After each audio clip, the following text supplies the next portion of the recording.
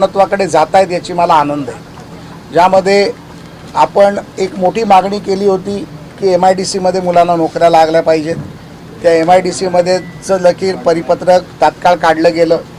दुसरी आमची मागणी होती की आमच्या काही बांधवांनी स्वतःचं या आरक्षणामध्ये बलिदान दिलं, त्यांच्या कुटुंबाला मदत झाली पाहिजे। त्या मदतीचा GR देखील निघाला आणि माझ्या माहितीप्रमाणे धनादेश देखील वाटले गेले। माननीय कुचे साहेबांच्या पण मतदारसंघात त्याचं घरी जाऊन देण्यात आलं। आणि मला एक गोष्टीचं त्याचा आनंद यासाठी आहे की माझ्या मराठा कुटुंबाच्या बांधवाला आज काही ना काहीतरी फुलना फुलाची पाकळी म्हणून दादाच्या प्रयत्नांनी ती मदत झाली। आणि आज ग्रामीण भागातल्या एका कुटुंबाला 10 लाखाची जर मदत झाली तर निश्चितपणे त्याच्यासाठी एक आधारवड निर्माण होतो।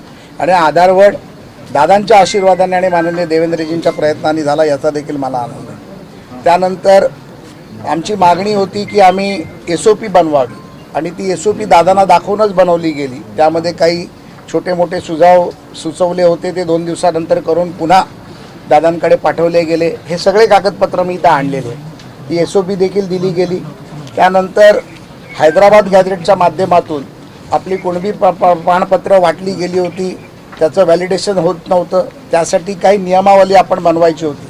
मी काल रात्री दादा श्रीकांत साहेबांशी पण बोललो, डिव्हिजनल कमिशनरची, ते मैसूरला आहेत, परंतु त्यांनी तात्काळ मिसाळ साहेब आणि छत्रपती संभाजीनगरला ॲडिशनल कलेक्टर मॅडमशी पण माझं बोलणं करून दिलं। आणि त्या पद्धतीमध्ये ज्या पद्धतीमध्ये अपेक्षित आम्हाला आहे त्या पद्धतीमध्ये आज मराठवाड्यामध्ये तरी काम चालू आहे, तसंच काम पश्चिम महाराष्ट्रात देखील चालू आहे। कोकण आणि इतर डिव्हिजनमध्ये आम्ही आढावा घेतो आहोत। आचारसंहिता 22 तारखेपर्यंत आहे, त्यामुळे काही गोष्टीची अडचण आहे, परंतु आपण एक गोष्ट लक्षात घेतली पाहिजे, दादांच्या प्रयत्नामुळे 1 तारीख म्हणजे 30 तारखेला दादांचं उपोषण संपलं आणि 1 तारखेपासून 18 तारखेपर्यंत जवळजवळ 613 नवीन अर्ज आले आणि त्या नवीन अर्जापैकी 476 लोकांना जात पडताळणी प्रमाणपत्र दिलं गेलं आणि 137 अर्ज शिल्लक आहेत, त्याची देखील मी माहिती घेतली।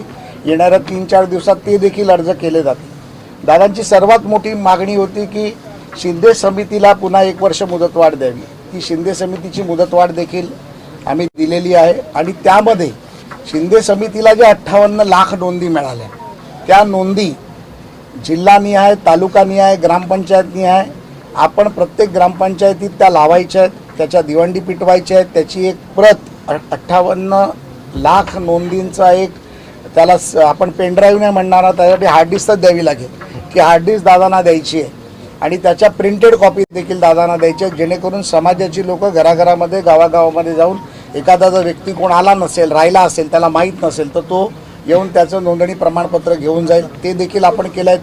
तो डेटा खूप मोठा असल्यामुळे त्याच्यावरती मंत्रालयात एक कक्षच काम करतं आहे आणि मला वाटतं 30 दिवसाची आम्ही दादांची त्यासाठी मुदत घेतली होती। 30-32 दिवसात तो देखील डेटा देण्याचं काम आणि गावागावात दवंडी पेटवून काम करायचं चालू झालं। एका गोष्टीचा आनंद असा आहे की सन्माननीय विखे पाटील साहेब या उपसमितीचे जे अध्यक्ष आहेत, माननीय मुख्यमंत्र्यांच्या आशीर्वादाने माननीय एकनाथरावजी शिंदे साहेबांनी देखील याचा आढावा माझ्याकडनं दादा घेतला आणि त्या सगळ्यांच्या आदेशानंतर यंत्रणा जी जोरात कामाला लागली आहे, यामध्ये आता ॲडिशनल कलेक्टर मिसाळ साहेब देखील इथे आलेत, परंतु सरकारची एक भूमिका फार स्पष्ट आहे की यामध्ये कुठल्याही अधिकाऱ्यांनी समाजाच्या लोकांना कुचकाई काम करून शुक्राचार्य झारीतले बनण्याचा प्रयत्न केला तर त्याला सोडलं जाणार नाही, हे आपल्या माध्यमातून मी सांगतो। हे असं समजा की सरकार म्हणून मी तुम्हाला सांगतोय आणि यामध्ये वैयक्तिक एक लोकप्रतिनिधी म्हणून, आमदार म्हणून दादाला मी शब्द दिला आहे आणि जेव्हा दादांनी मला आतापर्यंत या मागच्या 10-12-15 दिवसात फोन केले तेव्हा दादांना त्याचा तात्काळ निर्णय देण्याचा प्रयत्न मी केला। मी असं नाही म्हणणार की सगळीच कामं माझ्याकडनं होतील, परंतु जे काही शक्य आहे ते दादांसाठी, समाजासाठी, समाजाच्या हितासाठी कोणालाही न दुखवता मी परत सांगतोय। नाही तर आज दादा आणि मी भेटल्यानंतर आता काही लोक परत चालू करतील, ते चालू करण्याला मी घाबरत नाही, परंतु आम्ही जे करतोय हे समाज हितासाठी करतोय। जी दादाची भूमिका आहे, सगळे समाज बांधव आमच्यासाठी एक आहेत, कोणाच्या समाजाचं भलं झालं तर आम्हाला त्याचं वाईट वाटणार नाही, पण त्याबरोबर आमच्या मराठा समाजाचं देखील भलं झालं पाहिजे, ही भूमिका दादांनी घेतली। ती भूमिका आम्ही सातत्याने घेतोय। यामध्ये दादांनी ज्या गोष्टी सांगितल्या त्या शासन निर्णयाच्या बैठका सर्व आम्ही सातत्याने घेतोय आणि 23 तारखेला आचारसंहिता 22ला संपल्यानंतर पुन्हा उपसमितीची एक बैठक लावली आहे। मी कालच माननीय विखे पाटील साहेबांना फोन करून सांगितलं की त्या उपसमितीच्या बैठकीमध्ये अधिकृत मला सदस्य म्हणून, निमंत्रित सदस्य म्हणून, आमदार म्हणून बोलवावं, ही मागणी मी त्यांच्याकडे केली, जेणेकरून एखादा विषय जो दादांशी मी बोलतोय तो उपसमितीच्या बैठकीत होतो की नाही होतो याच्यावरती मला देखील कळलं पाहिजे. कारण मला शेवटी उत्तर द्यायचं, सेतू मला बनायचं. तर त्यांनी ती मागणी मान्य केली. मुख्यमंत्र्यांशी बोलून दादा आपण देखील त्यांना ते बोलायची मला खात्री आहे आणि निश्चितपणे तो सेतू बनण्याचं काम आपण करू. सर्वात मोठा विषय होता ज्या मुलांवरती गुन्हे दाखल केले होते, त्यामध्ये मला वाटतं 964 गुन्हे होते. त्यापैकी 902 गुन्हे मागे घेण्याचं काम जवळजवळ झालेलं आहे. त्यामध्ये कागदपत्र मागवण्याचं काम देखील सुरू झालं. 60-62 गुन्हे जे गंभीर स्वरूपाचे होते त्यामध्ये माननीय विखे पाटील साहेबांनी फार स्पष्ट भूमिका मराठा समाजाच्या बैठकीत घेतली आणि ती बैठक ऑनलाईन होती, त्यामुळे ती जनतेसमोर आलेली आहे. त्यामध्ये जर 64 गुन्ह्यामध्ये आम्ही मदत करू नसू शकत तर ज्या पोलिसांनी लाठीचार्ज केला त्यांच्यावर गुन्हे दाखल करा, ही भूमिका माननीय विखे पाटलांनी केली आणि त्याचं सर्व समितीच्या सदस्यांनी स्वागत केलं की अशा पद्धतीत भूमिका घेतली. आणि मी देखील DG साहेबांची भेट घेतली. DG साहेबांना मी देखील ते सांगितलं. अतिशय प्रामाणिक अधिकारी या राज्याचे DG आहेत, त्यांनी देखील सांगितलं की यामध्ये आपण मार्ग काढून कोर्टामध्ये हे गुन्हे कमी होऊन त्या मुलांच्या शिक्षा कमी होतील यासाठीचा आपला प्रयत्न आहे. ऑफ द रेकॉर्ड काही मुलांनी इथे आल्यानंतर मला सांगितली होती जी MPSCच्या मुलांच्या परीक्षेची होती, आपण SCBCचा ज्या काही निर्णय झाला तेव्हाची काही विषय होते, असे अनेक निर्णय होते ज्याच्यावरती आता चर्चा चालू आहे. आणि काल मला बऱ्याच मुलांचा फोन आला, मी येतोय म्हटलं सगळी तुमची कामं मार्गी आहेत, काही कामं आहेत ती आचारसंहितेमुळे थांबली होती ती देखील मार्गी लागतील. पण मला एक आज विश्वास वाटतोय की जे काही GR निघाले, जे काही कागदपत्र मी इथे आज आपल्यासमोर आणू शकलो, या सर्व कागदपत्र मी आज दादांना देण्यासाठी इथे आलो आहे. आणि मी दादांना सांगितलं होतं की दादा जेव्हा काहीतरी काम होईल त्यावेळेला तुमच्याकडे मी भोजनासाठी येईन. आणि दादांनी मोठ्या मनाने मला आज इथे भोजनासाठी बोलवलं आहे. आणि तारक साहेबांनी मला वाटतं आमच्यासाठी जेवणही चांगलं केलं असेल, त्यामुळे आज दादांबरोबर बसून जेवण करणारे खूप काही मी आज इथे चर्चा करायला आलो नाही आहे. मला एक असं वाटतं की आपण सातत्याने जर संपर्कात राहिलो, सातत्याने एकमेकाला मदत करत राहिलो, सातत्याने चर्चा करत राहिलो, सर्वच कामं सरकार स्तरावरती पूर्ण होतात असं नाही, पण ते पूर्ण करायसाठी जर आपली इच्छाशक्ती असेल, जर इच्छाशक्ती असेल तर जगातली कुठलीही ताकद आपल्याला थांबवू शकणार नाही. मुख्यमंत्री अतिशय पॉझिटिव्हली आता या सर्व गोष्टींमध्ये मदत करत आहेत. एक महत्त्वाचा विषय मराठा समाजाचं मंत्रालय कक्ष निर्माण करण्याचा आहे, त्याचा देखील 23 तारखेच्या बैठकीत निर्णय होईल. तो जवळजवळ फाईल तयार झाली आहे. आचारसंहिता संपल्यानंतर त्याचा देखील हे केला जाईल आणि भविष्यात पुढे त्याचं मंत्रालय बनवण्याची जी प्रोसेस आहे केंद्रापासून राज्यापासून केंद्रापर्यंत ती देखील पुढे केली जाईल. त्याचा प्रयत्न देखील आपण करू. या व्यतिरिक्त माझ्याकडून जर काय राहिलं असेल, माझ्याकडून जर समाजासाठी काम करत असताना कुठली चूक झाली असेल तर मी समाजाची देखील माफी मागतो. आमचे मराठा योद्धा, ज्यांनी आज संघर्ष योद्धा आपण ज्यांना म्हणतो, त्यांना देखील मी विनंती करतो की एखादी चूक झाली असेल तर मोठा भाऊ समजा कान पकडून मला सांगा की हे करायचं आहे, ते निश्चितपणे आम्ही करू. मागच्या दादांच्या आंदोलनात एका अपघात झाला एका गाडीचा, ज्यामध्ये एक मुलगा दगावला, त्यांच्याकडे दादा जाऊन आले. त्यांना जे काही सहकार्य करायचे आहे, ती विहीर विजवायची आहे, त्याला सरकारने 5-5 लाख रुपये आणि केंद्र सरकारने 2-2 लाख रुपये दिले. त्यामध्ये अजून त्यांना भरीव मदत करण्याची मागणी दादांनी केली. त्याबद्दलही मी माननीय मुख्यमंत्र्यांशी बोललो, ते देखील आपण करायचा प्रयत्न करतोय. त्या व्यतिरिक्त ज्या मुलांचा अपघात झाला त्यामध्ये त्यांना बीडच्या एका हॉस्पिटलमध्ये ठेवलं होतं, तिथे 3.5 लाखाची भरीव मदत सरकारने त्यांचं हॉस्पिटल भरायला केलं. 5 लाखाचं बिल होतं. दादांच्या विनंतीनंतर मी माझ्या स्वतःच्या ट्रस्टमधनं वरचे 1.5 लाख रुपये देखील त्यांचे भरले. कारण कुठल्याही मुलाला, समाजाच्या मुलाला खिशातून पैसे घालायची गरज लागू नये ही भावना आमची होती. इवन ज्याच्या घरात मयत झालं आहे, म्हणजे जो आमचा दगावला आहे, त्याच्या घरी देखील मी आपल्या समाजाची काही कार्यकर्ते पाठवले होते. दादा स्वतः जाऊन आले. त्यांच्या घरातल्या मुलांच्या शिक्षणाचा प्रश्न असेल, दादांनी मला सांगितलं, तर निश्चितपणे त्यांच्या मुलाला दत्तक घेण्याचं काम आपण स्वतः करू, हे देखील आश्वासन मी दादासमोर देतो. आणि असे अनेक मुलांना नोकरी असतील, शिक्षण असेल आणि ज्या काही गोष्टी असतील त्याच्या सर्व फायदे आपल्याला, ज्या गोष्टी आहेत, ज्या 8 निर्णय झाले त्या निर्णयाच्या गोष्टी मिळतील, एवढंच मी बोलतो. आणि आपल्या सर्वांचं पुन्हा एकदा धन्यवाद.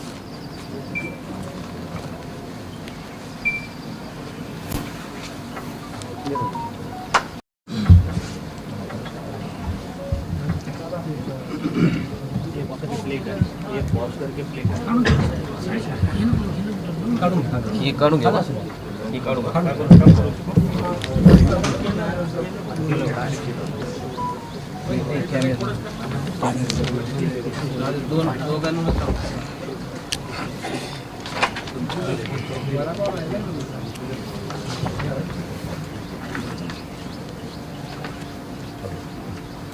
पण संख्या वाढवली आहे. 34 होती ती 56 करायचं सगळं मोडी लिपीचं.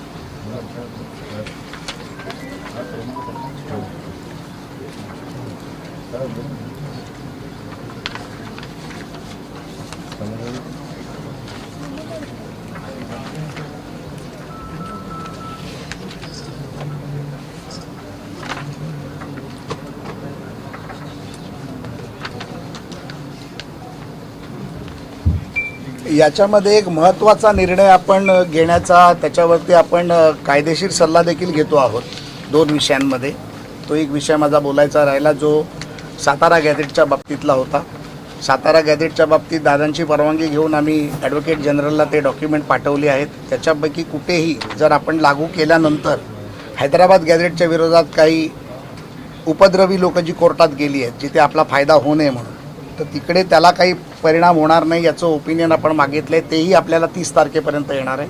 ते आल्यानंतर पुन्हा एकदा दादांकडे मी चर्चा करणार आहे. दुसरा विषय, जात पडताळणीचं जे समिती आहे, ही समिती महाराष्ट्रामध्ये 1995 साली माधवी जाधव मला वाटतं त्यावेळेला ती झाली होती. आणि त्यावेळेला सुप्रीम कोर्टाने असं सांगितलं होतं की राज्य सरकारने समिती बनवून त्यामध्ये निर्णय घ्यावे. पण कर्नाटक असेल, गुजरात असेल, मध्य प्रदेश असेल, तिकडे अशा कुठल्या प्रकारच्या समिती नाही आहेत. तत्सम प्राधिकरण अधिकारी म्हणजे SDMच्या पातळीवरती ते देता येतं.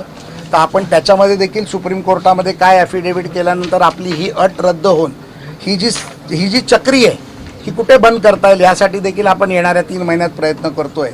आणि ही चक्री बंद करून आमच्या समाजाच्या, सर्व समाजाच्या लोकांना या जात पडताळणीचं जो काही नाहक त्रास होतो हा पूर्णपणे बंद करून ही सरकार तुमच्याबरोबरही भावना देण्याचा आमचा प्रयत्न आहे. दादांची एक मुख्य मागणी होती ती म्हणजे सातारा गॅजेटची. सांगितलं ना मी तेच. सातारा गॅजेटमध्ये ॲडव्होकेट जनरल गव्हर्नमेंट ऑफ इंडियाचे त्यांना आपण पाठवलेलं आहे. त्यात ते नॉर्मली ह्या सगळ्या गोष्टीसाठी 20-25 दिवसाचा कालावधी घेतात, कारण त्याच्यामध्ये अनेक तज्ज्ञांचे सल्ले ते घेतात. त्यामध्ये मी 30 तारीख आम्ही डेडलाईन धरली आहे. 2-5 दिवस मागे पुढे झालं तर मी दादांशी त्या विषयावरती बोलतो. ग्रामपंचायत कार्यालयामध्ये या सगळ्या नोंदी कधीपर्यंत चिटकवण्यात येईल? नाही, या 58 लाख नोंदी आहे. जसं आम्ही म्हटलं की त्याचे प्रत्येकाचे प्रिंटआउट काढणं त्याला, कारण दादांची मागणी होती की आम्हाला नुसता गट्टा देऊ नका, तर आम्हाला ते जिल्हा निहाय, तालुका निहाय, ग्रामपंचायत निहाय करून द्या. तर ते त्याचं काम चालू आहे. त्याच्यामध्ये कक्ष काम करतो आहे. कलेक्टर साहेब देखील त्यामध्ये हो म्हणते.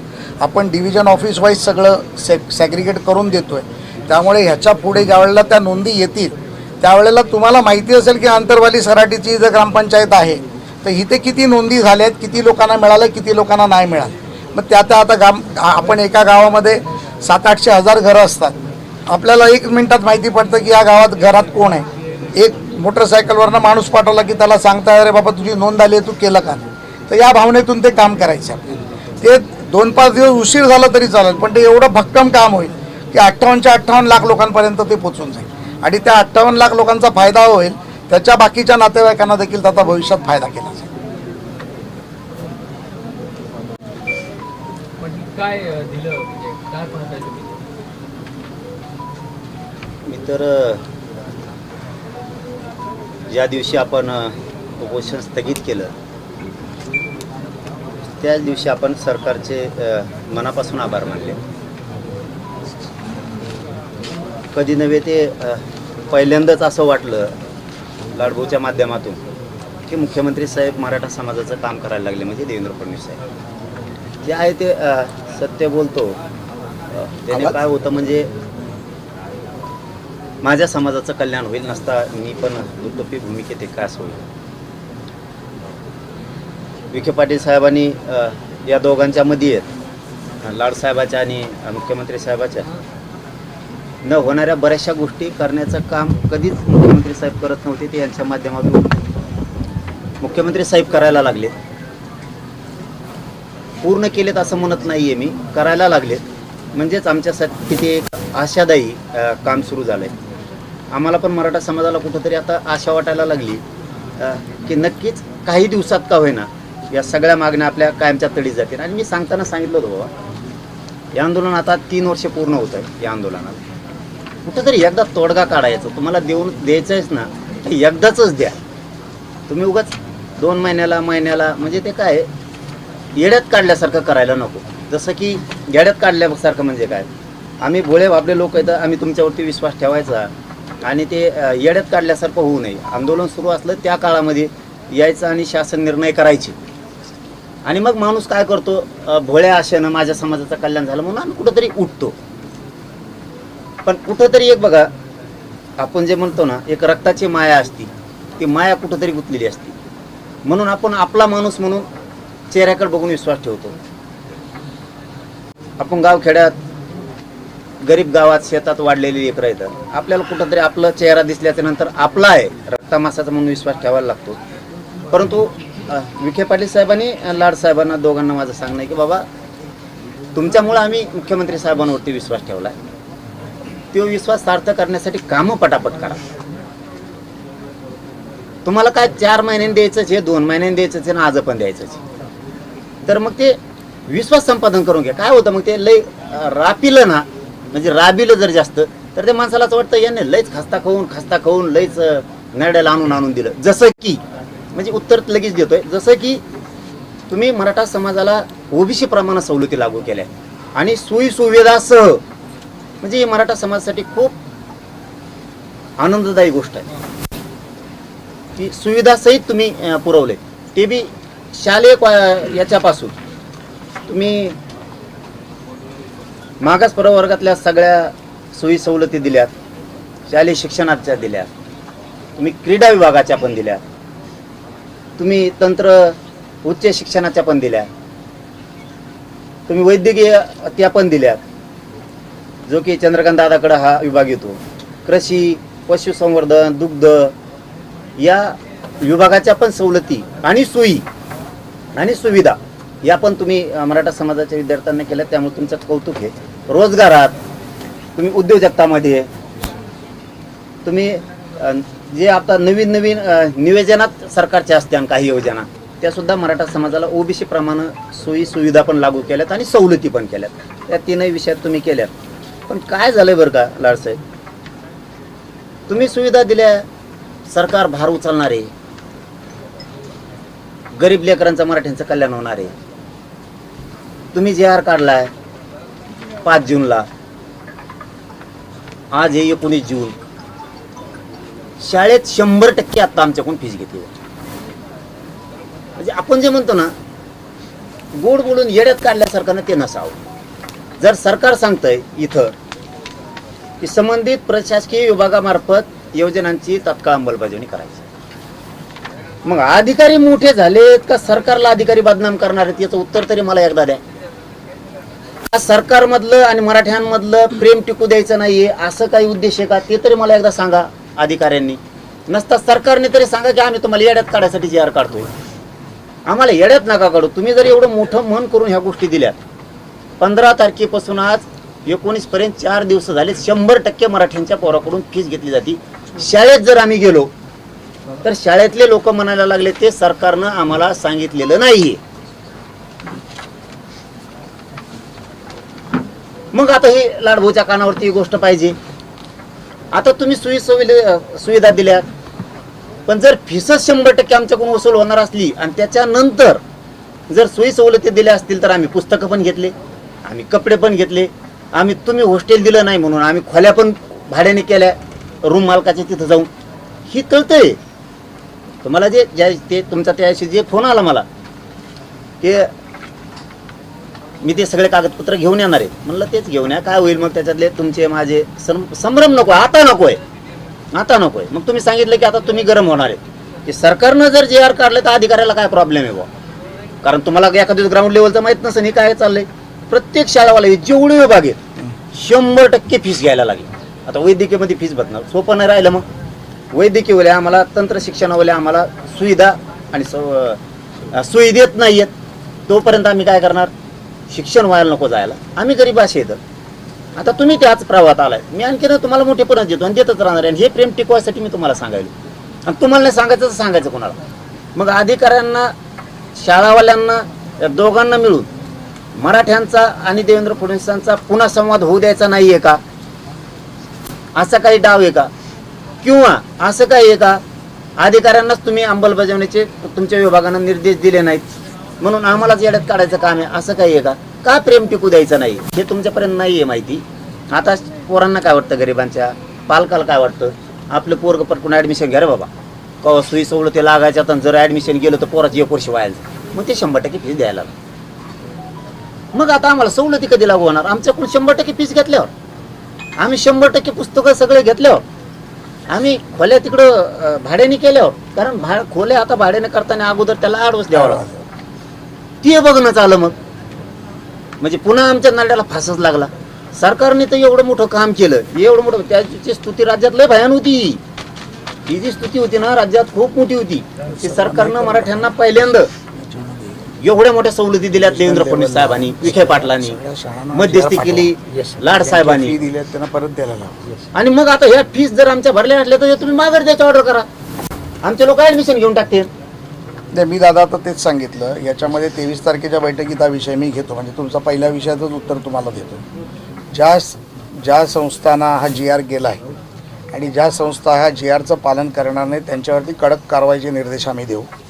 ज्यांनी फिया घेतल्या आहेत ते फिया परत दिल्या जातील त्या मुलांना. मग काय हरकत नाही, मग काय. आणि हा जो कायदा आहे, एक तुम्हाला सांगतो, माननीय मुख्यमंत्र्यांचं तुम्ही अभिनंदन केलं, माननीय मुख्यमंत्र्यांनी देखील तुमचा सन्मान करून सांगितलं की प्रसाद लाड आणि विखे पाटलांनी जे म्हटलं ते मला विचारून आणि माझ्याशी चर्चा करूनच म्हटलं. त्यामुळे हे कुठलीही गोष्ट मुख्यमंत्र्यांना न विचारता गेली नाही, हे त्यांनी स्वतःनी एका ठिकाणी TV वर चॅनलच्या माध्यमातून सांगितलं. त्यामुळे मला असं वाटतं की हा जर तुम्ही माझ्या कानावर विषय टाकला तर माझं ते काम आहे. मी आता ॲडिशनल कलेक्टरला देखील सांगितलं, 23 तारखेला सर्व डिव्हिजनल कमिशनर आमच्या उपसमितीच्या बैठकीत असतील. आता 23 तारीख म्हणजे मंगळवार झाला, त्या मंगळवारी तसे निर्देश दिले जातील. मी उद्या मुंबईत गेल्यानंतर मुख्यमंत्र्याला चहापान आहे, त्या चहापानात मी हा तुमचा विषय कानावरती घालतो आणि तात्काळ यावर कारवाई करून सोमवारपर्यंत सर्व शाळा कॉलेजला GR पोचेल, ईमेल पोचेल, डिव्हिजनल कमिशनरला तसे आदेश देतो आणि ते आपण करून घेऊ. आणि मुलांच्या फिया म्हणजे ज्या पालकांनी फिया भरल्यात त्यांना देखील त्या परत दिल्या जातील. त्याच्यामध्ये देखील दादा आपल्याला असं वाटतं की काही 5, 50, 100 राहिले तर तुम्ही आम्हाला कळवा, त्या कॉलेजवर दबाव टाकून ते करायचं काम आपण करून घेऊ. हे बघा, आम्ही तुमच्यावर शंका असती तर तुम्हाला सांगितलं असतं, म्हणलं जाऊन दे तिकडे, येड्यातच काढाले. शपथ मी थोडा येडा आहे मराठ्याचा, मी लगेच म्हणलं तुम्ही येड्यात काढाले, घे तुमचं दप्तर आणि तुम्ही आणि मी महाधंदा बघतो काय करायचं. मी खरं सांगतोय, कारण मी शाळेवरती 2 दिवस, ते पण तुम्हाला मीडियासमोरच सांगतो, कारण काय असतं आपलं क्लिअर टायटल राहिलं पाहिजे. तुम्हालाही डाग नको, आम्हाला पण नको. आम्हाला की तुमच्या पक्षात असल्यामुळे तुम्हाला डाग नाही लावायचं आणि तुम्हाला येड्यात नाही काढायचं. जरी मुख्यमंत्र्यांनी नाही केलं तरी तुम्हाला शब्द आहे मीडियासमोर, आम्ही कधीच म्हणणार नाही की लाड साहेबांनी आम्हाला फसवलं, कधीच म्हणणार नाही. कारण हे लय विचित्र राजकारण असतं, त्यामुळे आम्ही तुम्हाला काय दोष देणारच नाही. हे आता आमच्या पाठीलाच पोहोचलंय, 1 वर्ष झालं. हे नाही म्हणजे हे सांगतो, हे नाही, हे आमच्या मागण्याचं म्हणतोय, हे पाठीलाच पोहोचलंय. आमच्या लढणं संघर्ष करणं हे पाठीलाच पोहोचलेलं आहे. त्याच्यामुळे तुमच्यावर रुसून तरी काय करावं म्हणून एक प्रेमाचं नातं तुमच्या चेहऱ्याकडे बघून आम्ही केलं. मी काय केलं, मी 2 दिवस राज्यात प्रत्येक गावात मराठा सेवक आहे. 26,000 गावं जरी असले तरी वाड्या फेड्या धरून 40,000च्या आसपास राज्यात आहे. माझ्याकडे जवळपास 53,000 मराठा सेवक आहे. आम्हाला कुठली बी माहिती जर 5 मिनिटात बी घ्यायची असली तरी आम्ही घेतो. म्हणजे हे पहिल्यांदा मी सांगालो मीडिया पुढे, हे कोणाला सांगितलेलं नाही मी आत्तापर्यंत. आमच्याकडे तेवढी यंत्रणा असल्यामुळे म्हणलं जरा शाळा विचारा मास्तराला, मास्तर म्हणताय पुरे पैसे फीस घेतल्यात आहे, वरून तसा GRच नाही. मी त्या पाटील साहेबाला सांगितलं होतं आठवड्यापूर्वी की तुम्ही हे OBC मंत्रालयाला तुम्हाला सांगावं लागणार आहे, OBC विभागाला, कारण तुम्ही OBCच्या सवलती लागू केल्या. OBC विभागाकडून खाली त्यांचे आदेश पुटअप झाल्याशिवाय खालचे लोक ॲडमिशन करणार नाही आहेत. हे त्याच दिवशी सांगितलंय मी तुम्हाला, हे OBC विभागाला मंत्रालयाला सांगावंच लागणार आहे, त्याशिवाय खाली होत नाही. कारण हे OBCच्या सुविधा सवलती आहेत, तुम्हाला हसन मुश्रीफ साहेबाच्या मंत्रालयाला सांगावं लागणार आहे, खाली आदेशित करा.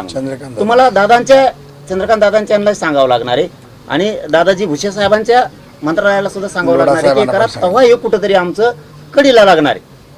नसतं हे सोपं नाही आहे. मग एवढं हे आमच्या होऊन जाईल 5 वर्षाचं शिक्षण, 1 वर्षाचं शिक्षण तरी लागू नाही व्हायचं नाही, आपण करून तोवर आम्ही संपून जाऊ आमचे विद्यार्थी. म्हणून आता तुम्ही सांगितलं फीस वापस देईन, त्याच्यामुळं आमचा तिथं बी काय त्यातली अडचण नाही राहिली.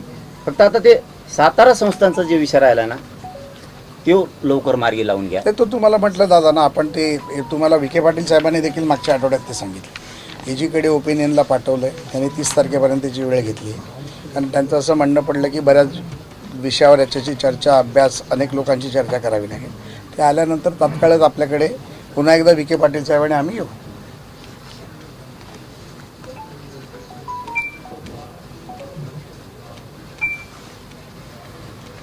इथं काय केलं होतं,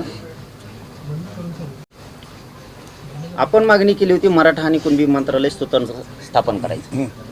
इथं काय गोळ घालून ठेवलाय, मान्यता मुख्यमंत्र्यांनी दिली. आरक्षण शब्द आहे, आरक्षण शब्द काढावा लागेल. ते तुम्ही विखे पाटलांना म्हटलं. तुम्हाला पण सांगितलं आम्ही त्याशी आणि मेसेज पण करून टाकला होता की त्यात आपल्याला ते मराठा आणि कुणबी सेपरेट मंत्रालय पाहिजे, म्हणजे जेणेकरून मराठा समाजाचे प्रश्न सोडवायला ही होणार नाही. आरक्षण म्हणल्याच्या नंतर वेगळा विषय आहे ना, याच्यामुळे काय होईल, आरक्षण मराठा आरक्षण कक्ष म्हणल्यावर तो विषयच होत नाही, डायरेक्ट तो दुसरीकडे चाललाय. आरक्षण शब्दाचा तिथं काही संबंध नाही त्यांच्यामध्ये. तुम्ही मात्र ती बदल करा तेवढा, तो पण घेऊन टाका. ईडब्ल्यूचे तर सगळेच घ्यायचे म्हणून सांगितले तुम्ही. 2014 पासूनचे सगळेच एकदाच विषय संपवा. होय होय 2014 पासून एकदा ECBCचं गेलं मध्ये, पण त्या पोरांना तुमचा फोन आला ना त्याच्यानंतर मला. पोरांनी जर चुका केल्या तर घ्यायचं तर घ्या, नाही तर तिथून पुढे घेऊ नका. पण इथून पाठीमागचा सगळा राडा काढून टाका. म्हणजे महाराष्ट्रात एक असा संदेश जाईल की मराठ्यांचे जे पोरांची फसवणूक झाली इथून मागं किंवा जे निवड झाली ते आले नाहीत ना, आम्ही एकदाच राडा काढला त्यांचा, पुन्हा इथून पुढे सांगू नका असं म्हणलं तरी चालन बो. कारण इथून पाठीमागं झालेल्या काही ज्या गोष्टी आहेत त्या गोष्टीमुळं पुन्हा आम्हाला ताण नाही होणार. एकदाच EWचे सगळे घेऊन टाका, हाय तेवढी बी, आणि ECBCचे पण काहीच ठेवू नका. आजपर्यंतचे 2014 पासूनच्या आजपर्यंत एक पण ठेवू नका. तसं ते निर्देश दिलेत. त्यामुळं आम्हाला ते 15 दिवसात त्यात वेळ मागितल्यामुळे आम्हालाही बोलायला जागा नाही, आम्ही म्हणणार बी नाही. आणि विखे पाटलांनी बी त्यावेळी सांगितलं की हे आम्ही ह्या चर्चा इथं संपले ना 22 पासून सुरू करतोय. आता आपला तिसरा मुद्दा राहिला महत्वाचा, हे झाले 2 गॅजेटचं. हैदराबादच्या गॅजेटची SOP काढली, खाली कोणाकडेच नाही आहे का? आता प्रमाणपत्र गॅजेटनुसार देत आहे का तुम्ही? आत्ता म्हणतोय आम्ही बळच हे बसले म्हणून हा लहान आहे म्हणायचं. नाही सर, याच्यानंतर आपल्या याच्यानंतर आज आहेत का म्हणतोय? नाही देत. आज सुरू आहेत का प्रमाणपत्र देतो ना सर गॅजेट प्रमाण? हो हो सर. आणि मग भांबेरीची कम रोखून धरली सर 28 प्रमाणपत्र आपण दिले. ते नका सांगू मला. आता इथं सूक्ष मोक्ष हो तुम्ही नाही म्हणायला पाहिजे होतं, कारण SOPच आली नाही आणखी. SOP आहे सर. काल मागितलं. हो काल पण मी मागितले ना, दिले म्हणाले ना. ठीक आहे, 3 तारखेलाच काढली सर. 3 तारखेला मग हैदराबाद गॅजेटनुसार प्रमाणपत्र सुरू झाले. हो सर. मग भांबेरीची कम नाही दिली? भांबेरी सर तालुका आंबड विचारा त्यांना कम नाही दिली. सर. आंबडचं एक पण पेंटिंग नाही. आत्ताच SDO होते माझ्यासोबत. अरे मी म्हणतो भांबेरीच आहे का कोणी? काल दादांनी पण ते दोन्ही काल भांबेरीचे लोक आले माझ्याकडे. ते बघा मी कमून सांगतोय, नाही सर, मला असेल खरं खोटं तर मी- तुमच्यावर नाही नाही करायचं. सर, तुम्ही आजच आले म्हणून complete दबाव करा. टाकणारातला मी नाही सर. त्यातल्यातला ते राहिलं असेल तर तात्काळ करू. असेल तर सर आजच, म्हणजे मी आता येताना त्यांचं पण म्हणणं आहे विचारलं होतं. आणखीन SOP आम्हाला आली नाही. इश्यू झाले SOP 3 तारखेला संभाजीनगरला काल आपण फोन करून मग अर्ज सुरू करायचे का? हो हो हो सर बिलकुल. आतापर्यंत 628 अर्ज आले नाही, तर राज्यात सांगायचं का मग आम्ही हो, ते हो. अर्ज व्हायरल करायचा का? हो हो बिलकुल. तुम्ही दिलेला हे अर्ज व्हायरल करायचा का? हो, 100%. 100% सर. ही आपण संभाजीनगर विभागीय आयुक्त कार्यालयानेच SOP तयार केली आपल्याला होती कळलं पाहिजे कुठं अडतं ते. आणि शासनाकडून मंजुरी घेऊन आपण ती पाठवली सर सगळे. आपल्याला कळलं पाहिजे उलट. नाही नाही, म्हणूनच मी काल त्यांना काय पहिला प्रश्न विचारला, तुम्ही 1 तारीख ते 20 तारीख 18 तारीख केलेले किती दिले ते सांगा. मग ते सांगितलं 628 अर्ज आले, 400 काहीतरी 478 दिले, 134 बाकी आहेत. 134 का बाकी आहेत तर ते म्हणाले त्याचं प्रोसेस चालू. मराठा समाजाला राज्यभरात मराठवाड्यातल्या सांगतो, सरकारनं नवीन SOP नुसार हे अर्ज बनवला.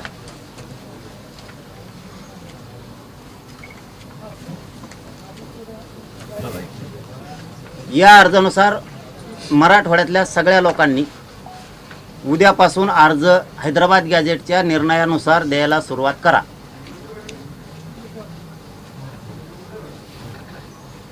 ज्यांच्या नोंदी नाहीत त्यांच्या भावकीत निघलेल्या आडनावाच्या नोंदी असल्या, मराठवाड्यात माणसं इकडे तिकडे गेलेले आहेत बरं का राहायला. ते चालू आहे हा. आपलं clear. म्हणजे ते कुणी धाराशिवला राहायला गेलाय तर धाराशिवचा संभाजीनगरला गेला, लातूरला गेलाय. शेजारच्या जिल्ह्यांमध्ये आहे. हा, तर मराठवाड्यातल्या आडनावाचे जिथं असतील त्यांना आता द्या. उदाहरणार्थ एखादा जगताप आहे, तो जगताप आता धाराशिवला आहे पण तो आता राहायला गेलाय संभाजीनगरला उद्योग व्यवसायाच्या निमित्तानं.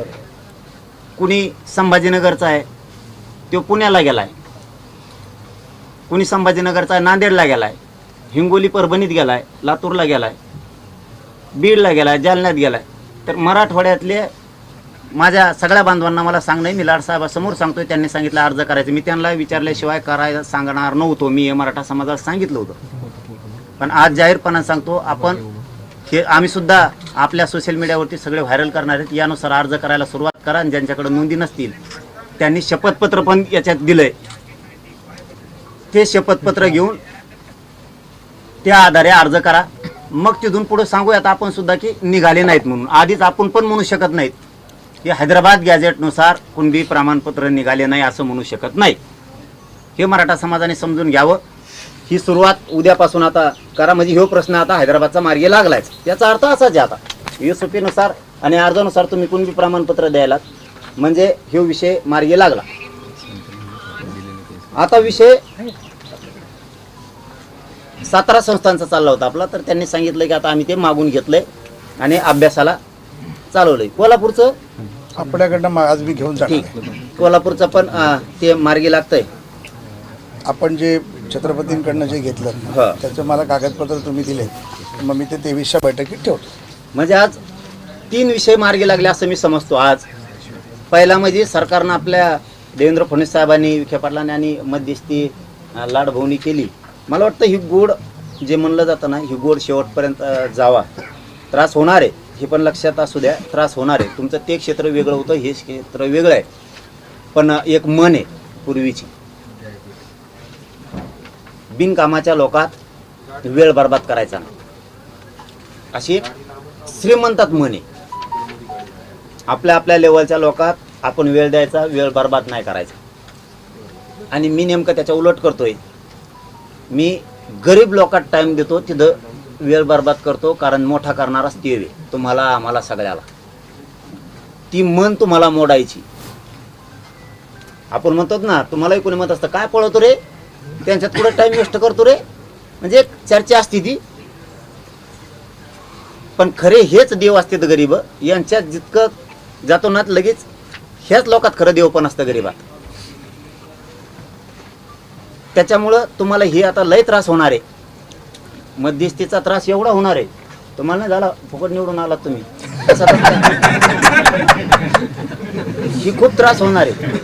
ते एकदाच मध्ये पडले होते म्हणून म्हणतो, ते दुसऱ्या बारे म्हणले मला नको रे, ते तुम्ही ते तुमचं लफडं. कारण हे लय यातना आहेत, ह्या लय यातना आहेत. ह्या जर भोगल्या ना कुठलची कुठं जाता तुम्ही सुद्धा. हो, माझं एकच म्हणणं आहे यामध्ये, या गरीबाला देव मानूनच मी इकडे आलो, म्हणून आपल्या आपण- समाजालाच मानून आलो. आणि त्यासाठी माझा अतोनात प्रयत्न आहे आणि माझ्या प्रयत्नात मी कुठे कमी पडलो नाही, हे दादा देखील मान्य करतात. 3 विषय झाले. तर पहिला की ओबीसीच्या सवलती सरकारनं दिल्यात, त्यात त्यांनी सांगितलं आम्ही फीस भरल्या तरी वापस देऊ आणि सोयी सुविधा 23 तारखेपर्यंत सुरू होत्या. म्हणजे एक विषय क्लिअर मार्किंग निघाला. आपला सगळ्यात महत्त्वाचा होता हैदराबाद गॅझेटचा. कारण गॅझेटच्या संख्येनुसार कुणबी प्रमाणपत्र देण्यात यावं. तर त्यांनी सांगितलं उद्यापासून अर्ज करा, कुठंही रोखले जाणार नाहीत. माझं लाडभाऊ तुम्हाला सांगणं आहे, मी आता हे शेवटचा शब्द बोलतोय म्हणजे या विषयात फक्त मला संख्येनुसार हैदराबाद गॅझेटच्या संख्येनुसार मराठवाड्यात प्रमाणपत्र पाहिजे. तुम्ही तर ते दिले नाही तर 29 ऑगस्टला 3 वर्षे आंदोलनाला पूर्ण होतं. एवढी मोठी लढाई दीर्घकाळ कधीच राज्यात आणि देशात चाललेली नाही आहे. मला 29 ऑगस्टच्या आत काहीच राहिलेलं नाही पाहिजे राज्यातले. 58 लाख नोंदीचे प्रमाणपत्र. तुम्हाला बोलून घेऊन असं बोलायला नाही लागलो मी. 58 लाख नोंदीचे प्रमाणपत्र, त्याचे व्हॅलिडिटी आहे. 29 ऑगस्टच्या आत काही राहिलं नाही पाहिजे. कारण आमचा हक्काच आहे. आम्हाला पेरू द्या आमचा रान. आम्हाला तळतळू नका. आमचा आता संयम बी ढळून देऊ नका. काहीच नका. आम्ही तुमच्यावर विश्वास ठेवतोय. 29 ऑगस्ट शब्द वापरला मी. लहानसहान नाही आहे दिवस. कारण जून, जुलै आणि ऑगस्ट 29 म्हणल्यावर 3 महिने आहेत. याच्या आत मला 58 लाख नोंदीचे प्रमाणपत्र, आत म्हणतो या प्रमाणपत्र, त्याच्या व्हॅलिडिटी पाहिजेत. हैदराबाद गॅझेटनुसार ज्या गॅझेटमध्ये संख्या आहेत त्या संख्यानुसार प्रत्येक जिल्ह्यात काय संख्या आहे ते तुम्ही ठरवा. आता मी सांगून दमून गेलो. आता हे तुम्हाला फक्त घरचा म्हणून सांगायला लागलो मी आता, की त्यानुसार मला जिल्ह्यात जेवढे तेवढे प्रमाणपत्र द्यायचे सांगा. सातारा संस्थांचा JR काढा लोक. हे 2-3 विषय जे आहेत आणि केसेसचे हे जर झाले नाही तर मी शेवटचं आमरण उपोषण करणार 29 ऑगस्टला. माझा नाविलाज आहे, मी तुम्हाला कोणालाही येऊ देणार नाही. मी थकून गेलो, माझं शरीर बी दमदारी नाही. बघा मी काल दुपारी सुद्धा सलाईन घेतला. इतकं माझं शरीर कामातून गेलं ना, सलाईन लागणार म्हणून आता हाताला दंडाला लावा लागलेत माझ्या. हे माझ्या दंडाला लावा लागले आता, इकडं कुठं लागणार म्हणून. मी तुम्हाला खरं सांगतो, मला माझ्यात लढायची पण क्षमता नाही राहिली, इतकं माझं शरीर खचून गेलंय. मी शेवटचं टेकणार आहे आता त्या दिवशी, कारण 3 वर्ष पूर्ण होते. माझी ऐकण्याची क्षमता नाही राहिली सरकारचं बी. मला तुम्हाला बोलायचं पण नाही आहे. मला तुम्हाला नाव बी नाही ठेवायचं, ना शिंदे साहेबाला ठेवायचं आहे, ना अजितदादांना ठेवायचं, ना तुम्हाला ठेवायचं, ना फडणवीस साहेबाला ठेवायचं, ना विखे पाटलाला. मी आता हे शेवटचं 29 ऑगस्टला फायनल उपोषण आंदोलन करणार आहे. त्याच्यात जे व्हायचं असेल ते होईल, नसता त्याच्यात तुम्ही मात्र मराठ्यांच्या लेकराच्या डोळ्याचे अश्रू पुसा. नसता मला सहनच होत नाही आता. हे अधिकारी लाबाडकी करतात का कोण करतात मला काहीच माहीत नाही, मला काहीच कळत नाही. तुम्हाला जर माझा बळीच पाहिजे असेल ना, तुम्ही 29 ऑगस्टला घेऊन टाका, मला नाही सहन होत आता. मी तळतळीनं बोलतोय तुमच्याकडे, तळमळीनं होतो. माझं शरीरच दम धरायला तयार नाही, आणि मला ह्या समाजाचं काय दुःख सहन व्हायला नाही. माझ्या समाजाचं कोणी वाटून घेतो. आम्हाला नुसतं मंत्रिमंडळ द्यायचंय तर काय राव विरोध चाललाय तिथं मंत्र्याचा, त्या ओबीसीच्या 2-3. तुम्हाला ओबीसी मंत्रालय दिलं राव, मला माहित होत नाही असं थोडं आहे. मराठ्याला काय करायचं म्हणे ओबीसी मंत्रालयाचं, त्यांना आहे ना उपसमिती. मग तुम्हाला नाही का बावनकुळे साहेबाच्या अध्यक्षतेखाली उपसमिती? का जाळता यार तुम्ही? तुम्हाला काय घ्यायचं घ्या, तुम्हाला हजारो करोड रुपये घ्या ना, आम्ही कोण नाही म्हणतो. माझ्या लेकराला का रोखता तुम्ही?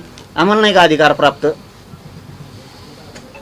त्यामुळे मला ना माझी लढायची सुद्धा क्षमता नाही राहिली. आता पश्चिम महाराष्ट्रात गेलो मी, आत्ता काय लोकांनी मला प्रेम दिलं राव. त्या सांगा मला 35,000 नोंदी नाही घालत, कराडच्या कम रोखून धरल्या.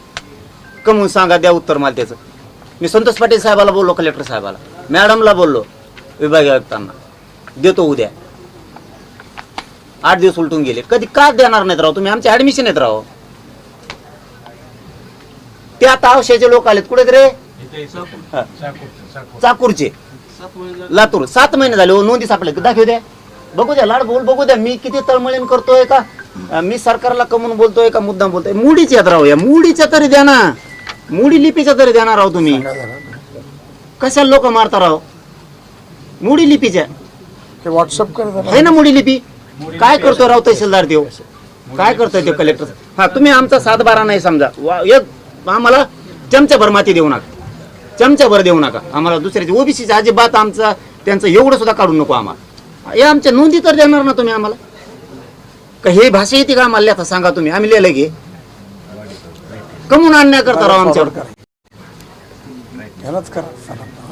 स्वामींना फोन लावा, यांच्या समोर स्वामीला फोन लावा, RDC ला बीडच्या. अपलोड केल्या का त्या? सांगा मला कम नाही अपलोड केल्या. मी आणखी ना बावनकुळे साहेबाला मीडियात घेतलं नाही बरं का, इमानदार माणूस तो काम करतोय म्हणून. त्यांनी फोन करून सांगितलंय ते अपलोड केल्या नोंदी उडवा म्हणून. काय राव तुम्ही? तुमच्या भरोश्यावर मी बसलो त्या दिवशी, बावनकुळे साहेबांनी फोन लावला घेऊन टाक म्हणून. तर त्यांनी डबल फोन करून काय सांगितलं की ते म्हणे ते घे म्हणलेत, पण पुन्हा सांगितलं तसंच राहून दे म्हणून. म्हणजे बावनकुळे साहेब आमच्या मुळावर उठले का असं म्हणायचं? मग आता काय ह्या मुडी लिपी आम्ही लिहायला करू, आम्हाला येत आहे का मुडी लिपी लिहिता? काय बीडचं काय चाललेलं आहे तशामुळं? बरं हे नोंदी साहेब लाडभाऊ, ह्या नोंदी 5-7 आहेत, 5-7 आहेत. हा घर आहेत 200, आंबोरे आडनावाचे 200 माणसं आहेत, 1700 त्या गावात. केलं 1700 लेकराचं वाटलं आमच्या तुम्ही का? तुम्हाला सरकार मध्ये तुम्हाला नक्की दंगल लावायची का अधिकाऱ्याला?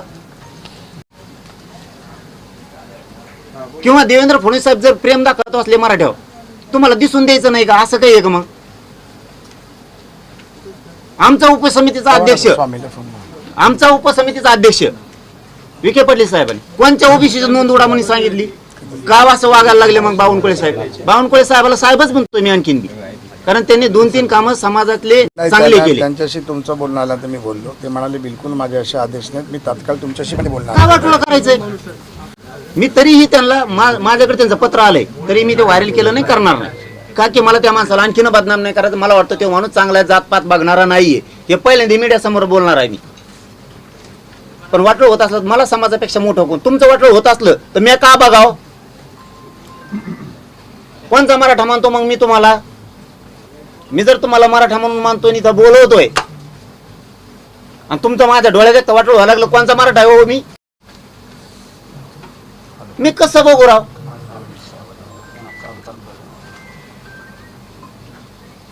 त्यांनी सांगितलं होतं मला उद्या चल तुम्हाला अपलोड दिसत्या त्या स्वामींनी, त्या आरडीचे का कोण आहेत.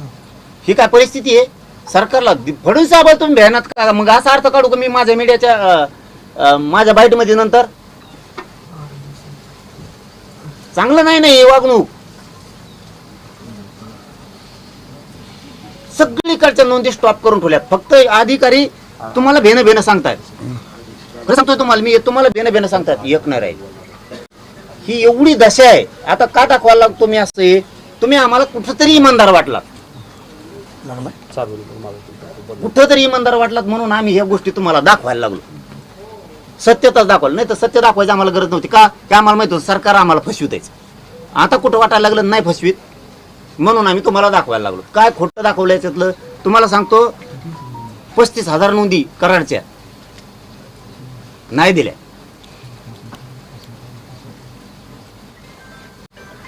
सोलापूरच्या लावा तुम्ही त्यांना फोन, तुम्ही मोहोळच्या तशाच दाबून धरल्या.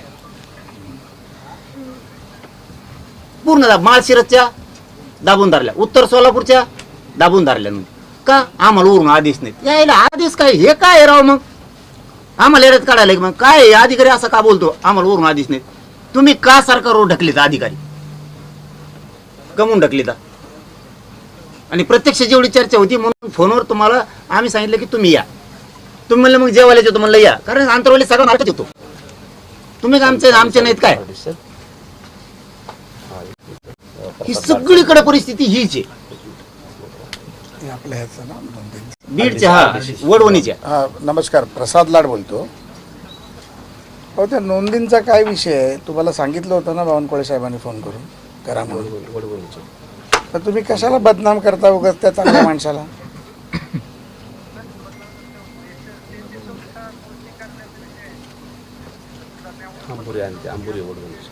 नाही कारण नका काढू स्वामी, त्याच्यामध्ये कारण नका काढू.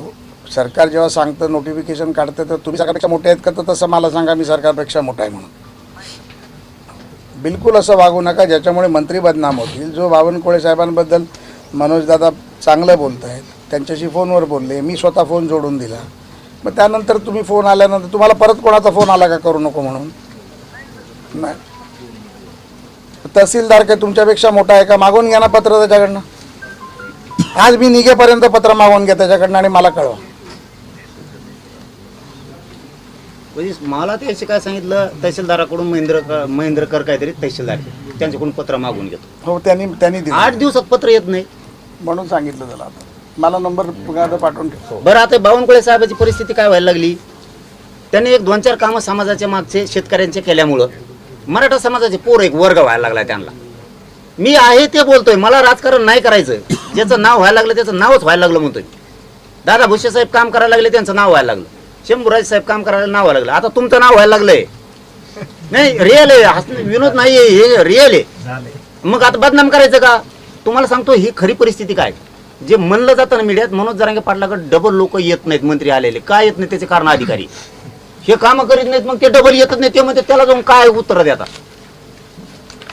मी तिसऱ्यांदा आलोय. सांगतोय तुम्हाला, प्रत्येक वेळेस तुम्हाला सांगितलंच ना, पण हे नाही झालं. याचा अर्थ तुम्हाला थोडीशी सहानुभूती अधिकारी बेकार असतो. प्रयत्न करत राहणार तुमच्यासाठी, पण त्याच्यात वाटलं होऊन जातं. आता समजा हे GR काढला उदाहरणार्थ, सरकार सक्षम आहे, ठीक आहे, तुम्ही 3 जण आहेत म्हणून चालतंय. आता जर हे फॉलो केला असतं तर काही फीस माघारी द्यायची गरज आहे कॉलेजवाल्या? सांगा, काही गरज आहे का? मला बी सरकारला नाव ठेवायची काही गरज आहे का? मग आता यांना काय वाटतंय, ते बावनकुळे साहेबाचं काहीतरी करून मराठ्यापासून तोडाव काय, अशी काही परिस्थिती दिसते. ज्या दिवशी मला वाटतं तशी परिस्थिती नाही. बावनकुळे साहेबच मराठ्यांचं वाटोळं करायला लागले, त्या दिवशी मी इतकंच वाढणार आहे. मी नाही वाटोळं बघणार. माझ्या मनात आजही त्या माणसाविषयी एवढं प्रेम आहे ना की ते माणूस 4 मिनिटं लागून देत नाही फोन लावल्यावर. 4 मिनिटं लगेच काम चाल म्हणतो. त्या अधिकाऱ्याला फोन लाव. मी पहिल्यांदा मंत्री तसा बघितला. शंभूराजेच्या नंतर पहिल्यांदा तो माणूस मी बघितला. ते बघा, मी नाव काय घेतो, काम करतात म्हणून. आता 24 तास यांचंच नाव सुरू आहे. तसं ते बावनकुळे काम काय करतोय? त्या माणसाला फोन केला लगेच तर कलेक्टर चालते कम करीना तू, म्हणून ते मन बसलं त्यांच्यावरती. पुन्हा फाकाफाकी होईल. पुन्हा मराठा समाजाचे लेकरं त्यांच्याकडे वाईट नजरेनं बघणार. त्याच्यामुळे मी आणखी न बोललो नाही ह्या अधिकाऱ्यांमुळं. माझी तळतळ आहे ती समजून घ्या की यांनी जुन्नरच्या नोंदी रोखल्यात, यांनी सिन्नरच्या नांदगावच्या नोंदी रोखल्या. त्या नोंदी सापडलेले प्रमाणपत्र पाठापाठ द्या म्हणा तुम्ही. नगरला सुद्धा अहिल्यानगरला तीच परिस्थिती केली. श्रीगोंद्याचं तसंच केलं यांनी.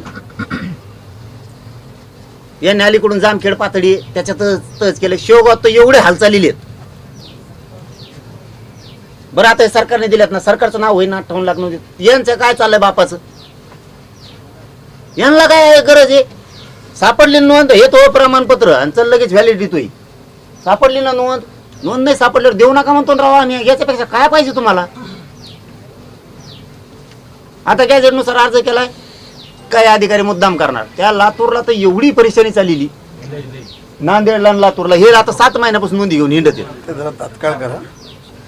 डिव्हिजन कमिशनरना सांगा तात्काळ लातूर विनाकारण आणि परेशान. नांदेडची तुम्ही VC घ्या. ते कधी येणार आहेत परत? सर एक 8-9 दिवसात नाही पण तोपर्यंत ॲडिशनलला सांगा. भूमपरांड्याच्या चार्ज आहे सर, मी भेटतो. भूमपरांडा, तुळजापूर आणि कळंबच्या निव्वळ नोंदी रोखून धरल्या.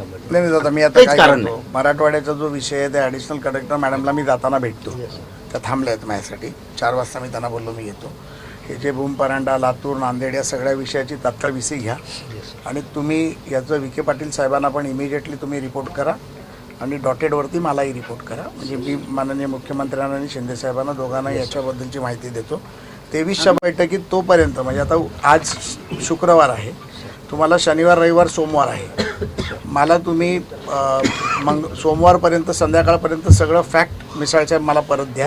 23च्या बैठकीत मी तुमची तारीफ केली पाहिजे आणि ॲडिशनल कलेक्टर डिव्हिजनची की तुम्हाला मी हे सांगून गेलो होतो. भूमपरांडा, नांदेड, लातूर हे बाकी होतं आणि दादांचा मला फोन आला पाहिजे सोमवारी, बाबा काम सुरू झालं. Yes sir. मी आज गळून कमी गेलो माहिती आहे साहेब. जास्त करून ह्या अपमान समाजाचा होतो.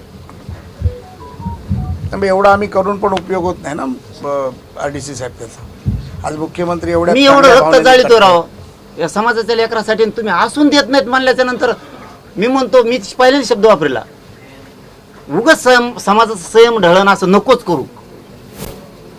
कारण समाज 3 वर्ष म्हणजे जोक नाही. आता 29 ऑगस्टला 3 वर्ष आंदोलनाला व्हायले.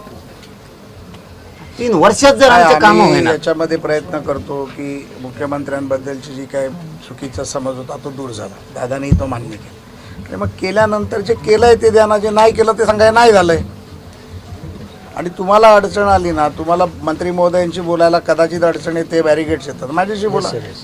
मी तर सर्वसामान्य आमदार आहे, माझ्याशी बोला. आमदार काय मंत्री तुम्ही? ते वाचले तुमचं मला आधी माहितच नव्हतं. हा ना, कॅबिनेट मंत्री तुम्ही. काय भ्यायचं कोणाला? खपा खप निर्णय हे जा तुम्ही. तुम्हाला काय कसं करायचं? बोललो आता फोनवर? बघा मराठीचे पोर आहेत. बोललो कसं फोन? तुमची बदनामी होणार आहे, पण मराठीचे पोट्टे आहेत ना तुमच्या पोराव आहेत का नाही तरी? तुम्ही बघा तुम्ही लोड घेता. यांना काय, यांना फुकट मिळालंय. हे काय नाव ठेवते तो? फुकट मिळालंय यांना. आमच्या नोंदी आहेत, यांना फुकट मिळालंय. घेतो थांब. हे फुकट मिळालंय यांना. पोट जाती उपजाती म्हणून मध्ये घातल्यात. नाव ठेवलं का आम्ही त्यांना? तुम्ही OBCच्या का? आमच्या नोंदी असून द्या म्हणजे काय नाव ठेवता?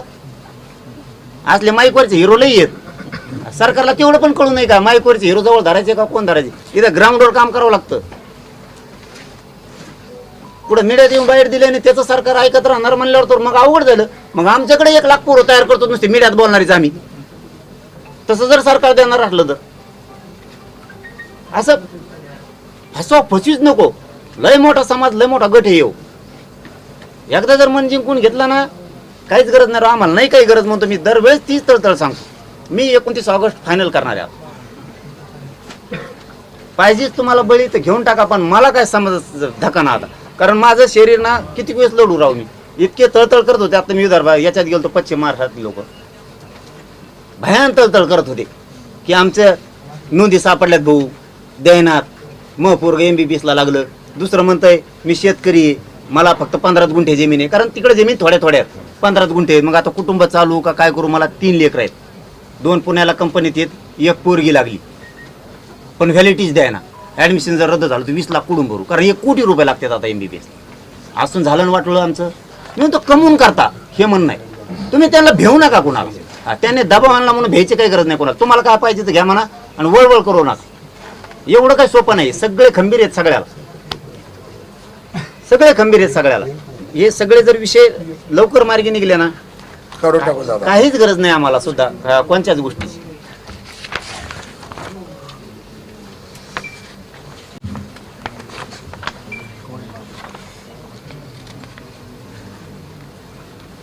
जी आरच काढावं लागते नाही सगळे, हो त्याशिवाय ठेप्यालाच नाही येणारी. नाही जी आर काढलेत आहेत ना साहेब.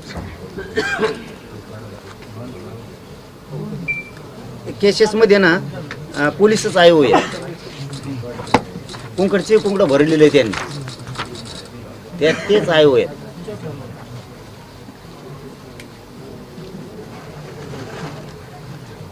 ते भरतीचं ना, हे बोललो होतो ना आपण त्या दिवशी लघुलेखन. त्या दिवशी विखे पाटील पण साहेब म्हणाले ना तुम्हाला करूया म्हणून. मला आज कोणी फोन केला होता सकाळी, तू केला होता ना. मी तुला बोललो ना हा विषय आम्ही घेतलाय बैठकीत आताच्या. मला परत 23 तारखेला मंगळवारी आठवण करशील फोनवरती, मेसेज करशील फक्त.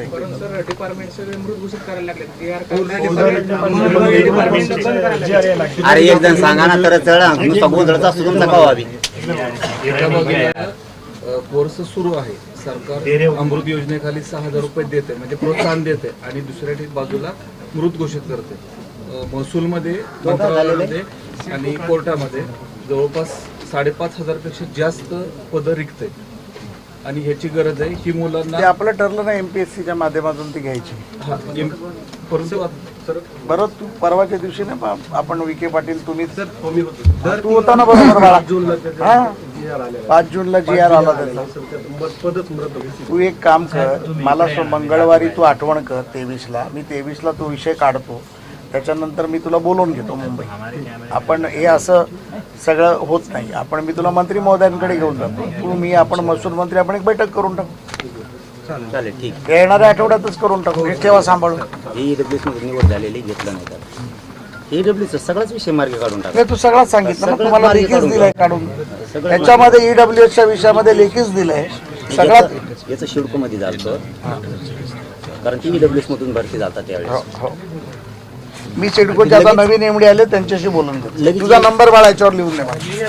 दिलाय ना त्यात ECBC केशव, मी तुला हे करतो. मी तुला स्वतःहून फोन हे तुमच्याकडे राहू द्या. आणि आपल्याला हे मोडी लिपीचं काय करायला लागेल ते मोडी वाढावं लिपीमध्ये लागतं. आता 36 होते ना साहेब, हम्म. ते आता 50च्या वर आकडे करायचं ठरलं. पण त्यांना उरकत नाही इतक्या जणाला, म्हणजे खाजगी नाही, जेवढे आपण काय म्हटलंय जेवढे लागतील तेवढे द्यायचे. त्यांना उरकत नाही ते. नाही आता कसं आहे, मोडी लिपीचा मेन प्रश्न आहे मराठवाड्यात. तर आम्ही डिव्हिजन कमिशनर सांगितलं तुम्ही तिकडे पण आहे ना, पश्चिम महाराष्ट्रात पण आहे ना. आपण प्रत्येक डिव्हिजन कमिशनरला सांगितलंय तुम्हाला आम्ही अप्रुव्हल दिलंय. तुम्हाला 35 लागतील, 40 लागतील, 50 ते कॉन्ट्रॅक्च्युअलच आहेत. हो ते पानावर पेजवर पेजवर आणि त्याच्यावर त्यांना पैसे देतात. ते तुम्ही करा म्हणून आणि ते आता देतात. आता मराठवाड्याच्या ह्याच्या ऑर्डर पण त्याची काढली. मराठवाड्याच्या लोकांनी सांगितलं आम्हाला 55 लोक पाहिजेत, अजून वाढले तर अजून घ्या मिसळचं. नाही काय होतंय त्याच्यात की समजा आपण 4 नेमले एका जिल्ह्याला, त्यांना ते रेटत नाही. आपण एक उप म्हणून करा काहीतरी, काय की जेवढे त्यांनी जे 4 ठरलेले आहेत अधिकृत त्यांच्याकडे भाषांतर द्या आणून. ते भाषांतर पटापटा करतील, त्यांना अधिकार द्या. त्यांना काय सांगितलं त्याच्यात काहीतरी निर्णय झाला. अजून नाव असले ना आपण त्याची ऑर्डर काढू. आता त्याच्यात काय व्हायला लागलंय, गोंधळ सांगायला लागलो मी. गोंधळ काय व्हायला लागलाय, तुम्ही नियुक्त 2 केले बरं प्रत्येक जिल्ह्याला. 2 केल्यामुळे आता ते 2च अधिकृत धरले जाणार.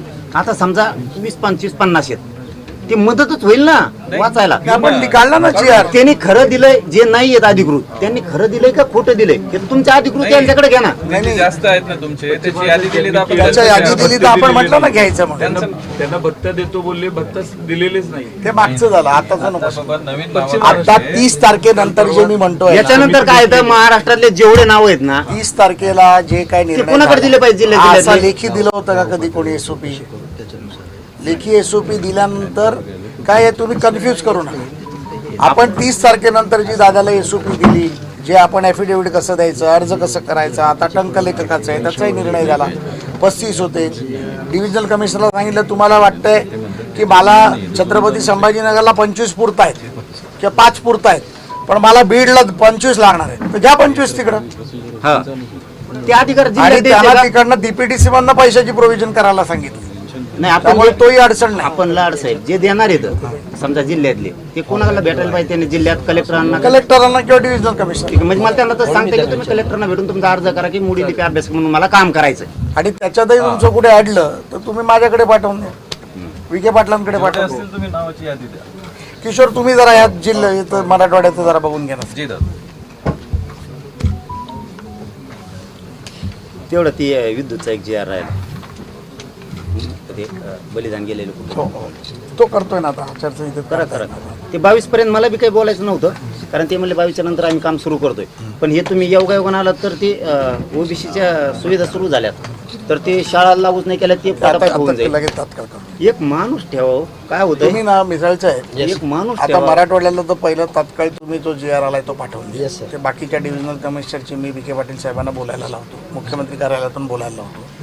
परवाच्या दिवशी आपल्यालाही मी मुख्यमंत्री कार्यालयात पाठवलं होतं. त्यामुळे तिथे सगळीकडे पॉझिटिव्ह आहे, कुठेही काही निगेटिव्ह नाही. कुठे अडलं तर कळवा. काय असतं की कुठेतरी तो जो धक्का द्यायला लागतो. यस आपण कसं धक्का जोर का धक्का धीरे से लगे वाला आपला आयटम आहे, त्याच्यामुळे तो जोरात लागेल. काही चिंता नाही. तो दिलाय आपण एक आपण कॉल सेंटर सांगितलंय, एक व्हॉट्सअप हेल्पलाईन सांगितली आहे, मंत्रालय पातळीवर सुरू झाली, अजून डिव्हिजनल पातळी. हेल्पलाईनला खूप माणूस पॉझिटिव्ह पाहिजे ठेवल्याला चांगली आपल्याकडे सुरू आहे खूप पॉझिटिव्ह पाहिजे. पण सर चांगला माणूस आहे. त्याचं पेशन्स पाहिजे ऐकून घेण्याचं आणि मुलांना समजून घेण्याचं. काय असतं, फोन करतो जो अडचणीत असतो ना तो चिडलेला असतो, तो कंटाळलेला असतो, तो रागवलेला असतो आणि तो हताश असतो. त्याचा आत्मविश्वास वाढवणारा माणूस तिथे बसला आहे. पहिले पाहिजे 4-4 तासाची ड्युटी ठेवा, विष्णू हा आपला 4 अंबडचा तासाने आहे. माणूस बदला. अंबडचाच आहे हा विष्णू. हाच उत्तर देतो सगळ्यांना सांगतो. नीट बोलतो ना रे बाबा, का तू तिथे लीडर बनतो. नाही त्याला माहिती आहे सर, सगळं माहिती आहे. अंबडचाच आहे तो राहणार. बरोबर नाही बघत आता मी आता काय म्हणतोय का आता आम्हाला अनुभव येईल. आताशी सुरू झाला, आता हैदराबाद गॅजेटचा आज सुरू झालंय, आजच म्हणायला लागलं आता मग अनुभव येत चलत. आता सुविधाचं होतं, मंत्रालयाचं स्थापन होईल, केसेसचं ते 302 घेतल्या तर राहिले तर आयओ तुमचेच आहेत, पोलिसच आयओ आहेत सगळीकडं. त्यानेच लिहिलं खसा खस, जसं पेनाची कांडी संपूस तर हा त्यांना जितकं लिहायचं तितकं रेटून लिहून ठेवलं त्याने. हा ते बी त्यांचंच आहे. चला तुमचं काही आहे का? जय शिवराय.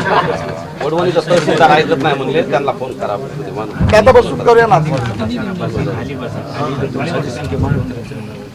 महावितरणचं आता 23 नंतर करतो. सगळेच सांगितले आपण आता 23 14 नंतर पासून. करतो. 90 दिवस झाले आम्ही तुमच्या 23 नंतर करतो आरक्षण. राजकीय नाही, बैठकीत मी अगोदरच सगळं सांगितलं. आजच्या या बैठकीमध्ये जे काही मी विषय मांडले दादांचे,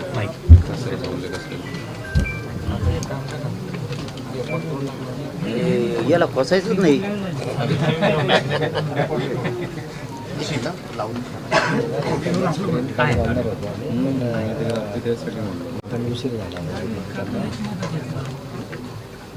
कुठे साहेब सटकले काय? मी आल्यानंतर काही विषय, काही कागदपत्र, GR हे काही आणले होते, जे आज समोर तुमच्या माध्यमातून दादांच्या समोर, समाजाच्या समोर ठेवले. काही गोष्टी दादांच्या लक्षात आल्या, ते त्यांनी सांगितल्या, त्यांच्या मनातली पुन्हा काही तळमळ सांगितली, याच्यावरती काही निर्णय दिले, काही अधिकाऱ्यांची चर्चा केली. आज काही अधिकाऱ्यांची चर्चा देखील करेल. इकडच्या ज्या भावना आहेत त्या समिती प्रमुखांपर्यंत निश्चितपणे सोमवारी त्यांना जाऊन ब्रीफिंग करीन. 23च्या बैठकीमध्ये त्याचे रिफरकेशन्स देखील तुम्हाला मिळतील.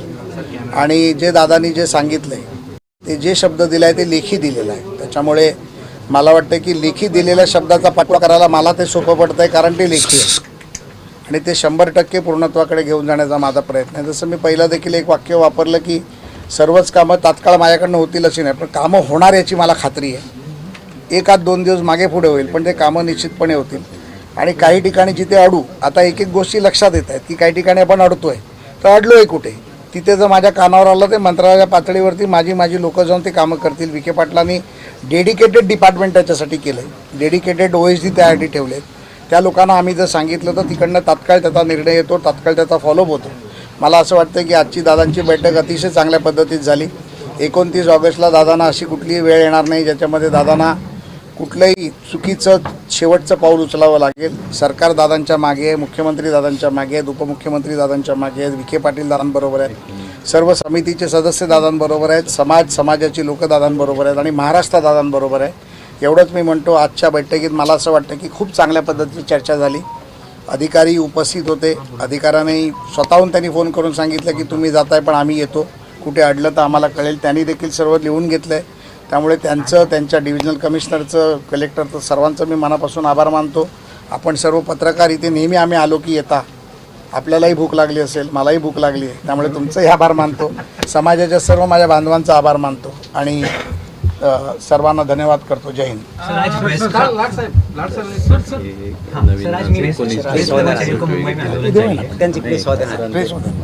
आज मुंबई में बेस्ट कर्मचारियों का आंदोलन जारी है. उनकी विभिन्न मांगों के लिए उन्होंने स्ट्राइक का हथियार. देखिए, बेस्ट कर्मचारियों के विषय में बेस्ट में मेरी खुद की बहुत बड़ी यूनियन है, जिसमें शरद राव जी, जो दिवंगत शरद राव जी थे, उनके पुत्र जो है शशांक राव, वो भी उनकी यूनियन संभाल रहे. बेस्ट में 2 ही यूनियन बड़ी है, जिसमें एक मेरी श्रमिक उत्कर्ष सभा और शशांक राव जी की बेस्ट वर्कर यूनियन है. और इलेक्ट्रिक में मेरी बेस्ट इलेक्ट्रिक वर्कर यूनियन जो है वो 1 नंबर पर है और शशांक राव जी की 2 नंबर पर है. और हम लोग दोनों ने भी उसमें किसी भी तरह का संप करने के लिए हमने हाँ नहीं कहा था. उसका कारण ये था कि बच्चों के स्कूल कॉलेज अभी शुरू हुए, बच्चों के एडमिशन शुरू हो रहे हैं. सब मुंबई में वातावरण बारिश न होने के कारण थोड़ा सा अलग है, इसलिए हमने उनको विरोध किया था. लेकिन कॉन्ट्रैक्टर के लोगों को साथ में लेकर शिवसेना उभाटा के कुछ लोगों ने वहाँ पर मुंबई में दंगे करने की कोशिश की, बस तोड़ने की कोशिश की. कल इंडस्ट्रियल कोर्ट ने उसे मेस्मा लगाने की बात की है. मुझे लगता है मेस्मा के अंतर्गत जो इमरजेंसी सेवा है उसे बंद नहीं कर सकते. फिर भी मैंने भाइयों से कल रात को भी विनती की थी मीडिया के माध्यम से, आज सुबह भी की, कि वो इस गलत तरीके के प्रैक्टिसेस को सपोर्ट न करें और मुंबई करों को कोई भी हाल अपेक्षा न सहन करते हुए मुंबई करों का साथ दे. मुझे लगता है कि अभी ये सारी चीज़ें नॉर्मल रूटीन लाइफ पर आई है. मेरे यूनियन के भी लोग और शरद राव के भी यूनियन के लोग पूरी तरीके से बेस्ट की बसेस अभी रोड पर आना शुरू हुई है. मैंने अभी पुलिस कमिश्नर से भी बात की, जो बच्चों ने गलती की है उन्हें माफ़ किया जाए. कायदे के अंतर्गत उन्हें जो भी कम से कम शिक्षा हो और उनका नुकसान न हो, ये मेरी कोशिश होगी और वो कोशिश हम करने की कोशिश करें. साहेब, ओमराजे निंबाळकर यांनी एका वृत्तपत्राला मुलाखत दिलेली आहे आणि त्यांनी म्हटलेलं आहे, निष्ठा आहे पण लोकांची कामं करता येत नसतील तर काय उपयोग. बघा, मी एक तुम्हाला सांगू का, निष्ठा ही असलीच पाहिजे, पण निष्ठेची जाण जर त्या निष्ठा ज्याच्यावर ठेवली त्यांनी नाही ठेवली तर ही परिस्थिती निर्माण होते. आज एक उदाहरण द्यायचं झालं तर दादानी माझ्यावरती विश्वास केला, त्या विश्वासाला तडा जर मी दिला तर मी गुन्हेगार आहे, मग दादांचा माझ्यावर विश्वास राहणार नाही. तो मी विश्वास ठेवलेला मी प्रयत्न जरी करतो, ही जरी भावना त्यांच्यावर राहिली तर ते माझ्यावर विश्वास करतात. त्यामुळे उभाटाच्या बाबतीत मी काय बोलणं योग्य नाही. त्यांनी त्यांचा वेगळा गट निर्माण केला. ह्याच्या आधी देखील 22मध्ये अशाच पद्धतीत घडलं. जर नेतृत्व भेटणार नसेल, नेतृत्व कार्यकर्त्याला समजून घेणार नसेल, नेतृत्व लोकांच्या भावना समजणार नसेल, नेतृत्व लोकप्रतिनिधींना समजणार नसेल तर अशा प्रकारच्या घटना त्या घडत राहतील. परंतु यावर मी भाष्य करणं योग्य वाटत नाही, कारण मी आज समाजाच्या हितासाठी, समाजाच्या विकासासाठी, समाजाच्या प्रश्नासाठी दादांकडे आलो आहे. त्यामुळे आता राजकीय कुठलाही प्रश्न नको ही माझी विनंती आहे. धन्यवाद. जालना में आए थे आप, जरंगे पाटिल के साथ सकारात्मक चर्चा हुई है. उन्होंने फिर से एक बार 29 तारीख को अनशन पर बैठने का इशारा दिया है. सरकार के आगे की आप अभी अनशन मत चलाओ. अनशन के लिए टाइम है, मैंने विनती की है, मैंने अभी मराठी में भी कहा कि वो वक्त हम आने नहीं देंगे. तो मुझे पूरी खातरी है, क्योंकि दादा एक संघर्षी होता है. उनके मन के खिलाफ कोई बात हुई तो वो अनशन करेंगे और उन्हें उस समय कोई नहीं रोक सकता. लेकिन उनकी जो भावना है वो भावना को समझने की कोशिश करो. उनकी भावना है कि मेरे समाज के अगर तुमने 20 चीज़ें बोली है तो 15 तो करके दो. आपने अगर बोला तो क्यों नहीं हो रहा. और वो जो उनके मन में जो चीड़ है वो समाज के प्रति आदर और प्रेम की चीड़ है. तो मेरी बेस से भी विनती रहेगी कि आप कोई गलत हेडलाइन अभी दादा पुनः अनशन पर बैठेंगे ये मत चलाओ. दादा ने कहा है कि 3 काम हो या बाकी के होंगे, ये हेडलाइन चला. कुछ अधिकारी जो है वो काम कर नहीं रहे हैं, ऐसा जरंगे दादा का कहना है. हमने कहा है कि देवा भाऊ का बुलडोजर चलेगा तब सब अधिकारी काम पे आएंगे, सब हो जाएगा. GR इन राइटिंग निकला है, SOP इन राइटिंग निकली है, जो लोगों तक पहुंचानी थी. कई लोगों का कहना है कि कोड ऑफ कंडक्ट का एक कारण था जो 22 तारीख को ख़त्म हो जाएगा. लगभग आज से वो कम होना शुरू हो गया है. 23 तारीख के बाद इसका रिजल्ट आना चालू हो जाएगा. जैसे एक छोटा उदाहरण अभी दादा के सामने है कि मराठवाड़ा गैजेट उसके बारे में हमने जो SOP निकाली, आज दादा ने मीडिया के माध्यम से वो जनता तक पहुंचाई। उसके बावजूद भी पिछले 20 दिन में 628 एप्लीकेशंस आई, उसमें से 434 के 485 के आसपास उसको दिया गया। यानी इसका स्पीड देखिए, ये 30 तारीख मई के पहले का जो स्पीड था और अभी अगर 600 में से 485 हो रही है, यानी 80% पॉजिटिव रिजल्ट आना शुरू हो गया। मुझे लगता है और थोड़ा हमारे स्टाइल में, दादा के स्टाइल में बांबू देंगे तो ये 100% हो जाएगा। आता तुम्ही हिंदीत बोलला, दादाला आता जेवताना हिंदी शिकवणार. दादांना हिंदीला भारी येत, तर तुम्हाला काय वाटतंय? आता ते मोडी पण शिकतायत. माझ्याकडे राहिले का?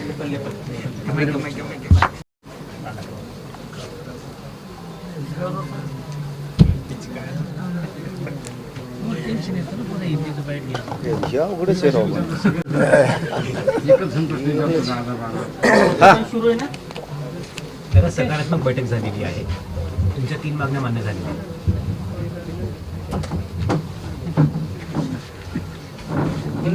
3 नाही हो, सगळ्याच होत आल्यात ना.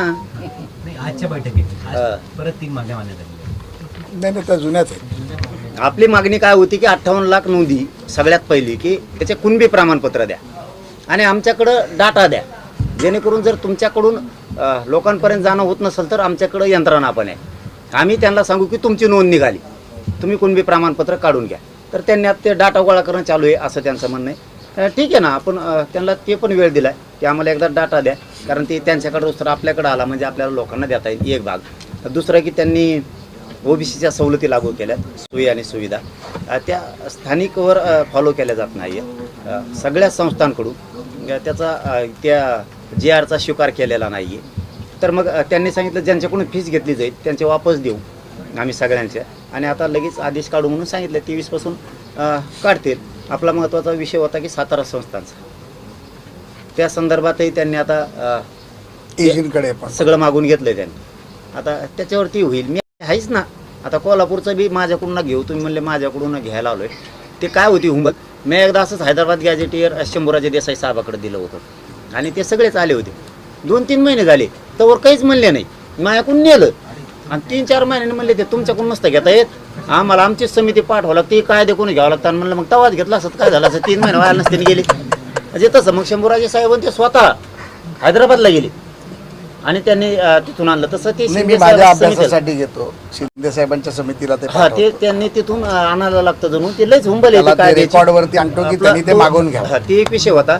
आणि आपला हैदराबाद गॅजेटियरचं सगळ्यात महत्त्वाचं होतं की त्याचे आजपासून आता अर्ज सुरू झालेत. परंतु आत्ता तातडीचं मी तसं म्हणलं की मीडियात लाईव्ह चालू आहे वाटतं, लगेच तुळजापूरहून निरोप आला आत्ताच्या आत्ता की त्यांनी सांगितलं तुम्ही कुठे गेलं ते हां, त्यांनी सांगितलं की तुम्ही SOP दिली, परंतु आम्ही अर्ज केले. तर तिथला अधिकारी तुळजापूरचा तहसीलदार म्हणायला लागलाय हे शपथपत्र, आता समजा एखादा जगताप निघाला तर ते भावकीतलं कुळातलं आहे त्याच्या, की ते शपथपत्र देणार ना, असं सरकार म्हणते शपथपत्र घ्या. किंवा एखादा चव्हाण निघाला तर मग चव्हाणच्या आपल्याला शपथपत्र घेणार आहेत, तेव्हा म्हणतो रक्ताचं सिद्ध करा.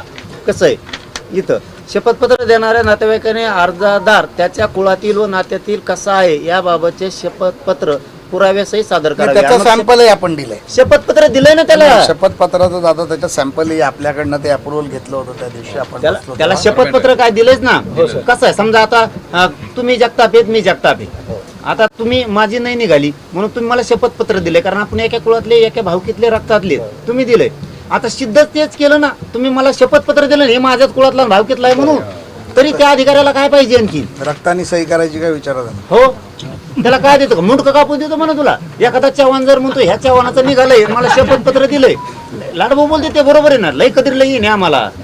नाही, त्याच्यामध्ये दादांची त्यावेळेला ती मागणी होती की ते नसतं मग 4 नंबरचा कॉलम मोडून टाका. त्याच्यामध्ये आपण ट्री पण दाखवली आहे आणि याच्यामध्ये हेही दिलंय की एखाद्याने खोटं शपथपत्र दिलं तर ज्यांनी खोटं शपथपत्र दिलं त्याच्यावर कारवाई होईल आणि तेही त्यांनी मान्य केलं. आता तुम्ही जे विचारलं होतं तर मग केसेसच्या संदर्भातला विषय राहिला, तर ते केसेसचा डाटा जमा करताय. ज्या 900-950 केसेस झाल्या होत्या त्यापैकी 902 वापस घेतला असं ते म्हणले तर मला माहित नाही, आणखी मला माहित नाही घेतल्यात तर ते अभिनंदन आहे सरकारचं. राहिलेले केसेस सुद्धा त्यांच्याच हातात आहेत, कारण आयोस त्यांनी कुंकडं लिहिलेलं आहे. जसं की नेकनूरचं पोलीस स्टेशन जाळलं गेलं, जसं की उदाहरणासहित दिलं जाळलं, आणि तिथल्या ग्रामसेवकानं, तिथल्या पोलिसानं आणि तिथला कोण असं आणखीन एक महसूलचा. या तिघांनी असं लिहिलं 51 लाख रुपयाचं आमचं नुकसान झालंय. महाराष्ट्रात ग्रामपंचायतच नाहीये 51 लाख रुपयाचं नुकसान होऊ शकतं. आणि मग ते मेला, त्यातली एक आत्महत्या झाली आपली. ते घाबरला, त्याला वाटलं आता 51 लाख मी कुठून भरू, त्याने डायरेक्ट फाशी घेतली. हे सत्य साहेब, लेकरू गेलं त्या घरातलं नेकनूरचं. ही सोपी गोष्ट नाही, ते सुद्धा मराठा आरक्षणासाठीच बलिदान गेलं. हे वंशावळाचं ॲफिडेव्हिटच असं दिलं. ॲफिडेव्हिटमध्ये आहे, नाही आता सगळं टाकतो आता सोशल मीडियावर. आम्हाला काय म्हणले होते 22 पर्यंत टाकू नका, टाकून द्या. म्हणून आम्ही टाकलं नव्हतं. आता आम्ही ते आमच्या याचं टाकलं की ते स्पीडने ते सुरू होईल. आता ते केसेसच्या संदर्भात बी ते माहिती घ्यायला तुमचेच लोक आहेत. हे असं घडलेलं आहे. सरपंच आम्हाला नेकनूरचा म्हणला पुरी ग्रामपंचायत जरी इटा सगळं जळाली तरी 51 लाखाची नाही. सरपंच तुमच्याच पक्षाचा आहे, परत ते तरी तुमच्याकडून बोलला असताना जे आहे ते आहे, समजा काय त्यात खोटं नाही बोलत मी. ही आमच्यावर असे आरोप लावले राहू. आम्ही गरीबाचे लेकरं न्यायासाठी लढलो तर आमच्यावर उगाच आरोप लावून टाकले. ती असले EWHचं पण पूर्ण घेतो म्हणले. 14 पासूनचे सगळे टोटल काही ठूत नाहीत. EWHचे काही पोलीस निरीक्षक झालेत, काही DYSP झालेत, आता ते घरी आहेत. एकच DYSPचं उदाहरण सांगतो आणि थांबतो मी.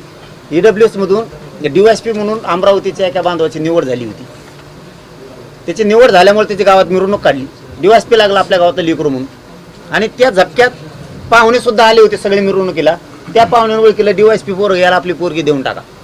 DYSP झालं ना, आणि त्यांनी लगेच ते 8-10 दिवसांनी आला. जमीला हुंडा फांडा ठरला असेल, पैसे ठरले असतील, मला माहित नाही काय ठरलं असेल. ती पण म्हणतोय गबाळ DYSP झाला म्हणल्यावर आता दोन इकून बी रेटून दिला असणार एकामेकाला. आणि त्याच्या आईला ते DYSP रुजूच नाही झालं. रुजू नाही झाल्यावर ते मग पुन्हा ते मला लग्नात आपलं उरकून घ्या, पटकून उरकून घेतलेलं बरं आपलं, इकडं जर नाही लागलं तर. मग ते सासऱ्याकडे गेला. ते सासरा बी नमुनेबाजच होता. तेव्हा मला जेव्हा तू DYSP होशील त्या दिवशी पोरगी दे. तर हे तसंच राहिलं. आणखीन तसंच आहे. 2014चं झालं ना मात्र ते. आता परत म्हणते ना आता पोरगी द्यायला जेव्हा DYSP होईल तर ते म्हणते तू म्हातारा झाला तुला कसं काय द्यावा आता. म्हणजे त्याची चौकून कोंडी झाली तिची. ही रिअल परिस्थिती माझ्या मराठा समाजाची झाली. त्याला जर घेतलं असतं तर तसं हे सगळेच घ्या. 2014 पासूनचे विद्युतचे, रेल्वेचे, आरोग्याचे काय नाही, एकदा तुकडा पाडून टाकाय. काही ठेवू नका शिल्लक, जाऊ द्या. ते सर्व जाती धर्मातील आहेत ते सांग. हा, आणि ते सगळ्या जातीचं सांगितलं ना बाबा आता. आणि MPCचं सुद्धा मी प्रोसिडिंगला उशिरा बघितली. त्यामुळे मी विखे पाटील साहेब सुद्धा परवा बोललो की मी उशिरा बघितलं. त्यांनी त्याला सुद्धा 2 वर्ष वय MPCच्या पोरांना सुद्धा ते वाढून द्यायला लागले. समांतर आरक्षणाचे पोरं घ्यायला लागलेत. एवढ्या वेळेस सगळे घ्यायला लागले ते. आणि एवढ्या वेळेस तुमच्याच हाताने होऊ शकतं. तुम्ही हे सगळेच घ्या. सारथीचा निधी थोडा गुतलाय आणि याला कमीच पडलाय. मी देशमुख साहेबाला बोललो तर ते जरा महामंडळाला परताव्यासाठी नाही, महामंडळाचा परताव्याचा आपण आम्ही आढावा घेतला. त्याच्यामध्ये मी तुमच्याशी काही गोष्टी खासगीत बोलतो, पण त्याची सरकार प्रोव्हिजन करते. आणि ते सगळ्याच आता काही चुका फेका असल्या तर इथून मागच्या सगळ्या सोडून देऊन तुम्ही सुद्धा ते सगळे मार्गी लावून घ्या. तुमचं काय राहिलं? धन्यवाद. जेवण करा तुम्ही सुद्धा. आणि त्या तुपकर साहेबाच्या आंदोलनाकडे बी देण दे बाबा. ते उपोषणला बसले गरीब माणूस. झालं काल फोन केला महाजन साहेब गेले ते घरात द्या.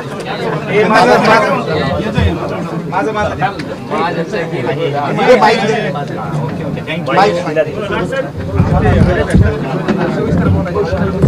त्याला पण त्याचं आरक्षण